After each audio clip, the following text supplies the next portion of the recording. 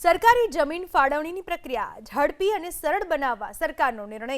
જિલ્લા કલેક્ટરો અને જિલ્લા વિકાસ અધિકારીઓની સત્તા મર્યાદામાં વધારો કરવામાં આવ્યો. સરકારી પ્રોજેક્ટ્સ, ઔદ્યોગિક, સામાજિક હેતુ માટે જમીન ફાળવણી વધુ ઝડપી થશે.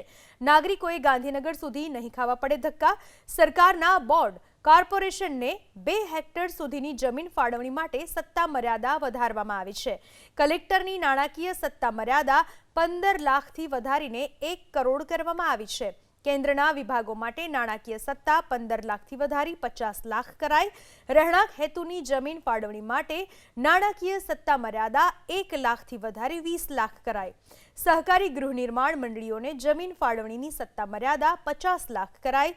વ્યાપારિક હેતુ માટે જમીન ફાળવણીની સત્તા મર્યાદા 1 લાખથી વધારી 5 લાખ કરાઈ. ડીડીઓની ગામતળ પ્લોટ ફાળવણીની સત્તા પણ વધારાઈ. વ્યક્તિગત રહેઠાણ માટે સત્તા મર્યાદા 20,000થી વધારી 1 લાખ કરાઈ.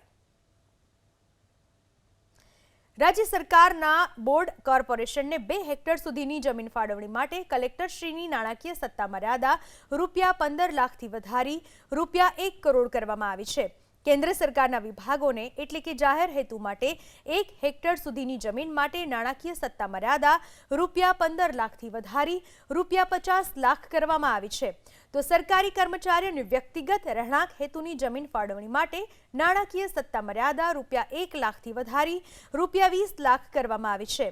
સરકારી ગૃહ નિર્માણ મંડળીઓને જમીન ફાળવણીની નાણાકીય સત્તા મર્યાદા ₹6 લાખથી વધારી ₹50 લાખ કરવામાં આવી છે. વ્યાપારિક હેતુ માટે એટલે હરાજીથી જમીન ફાળવણીની નાણાકીય સત્તા મર્યાદા ₹1 લાખથી વધારી ₹5 લાખ કરાઈ છે.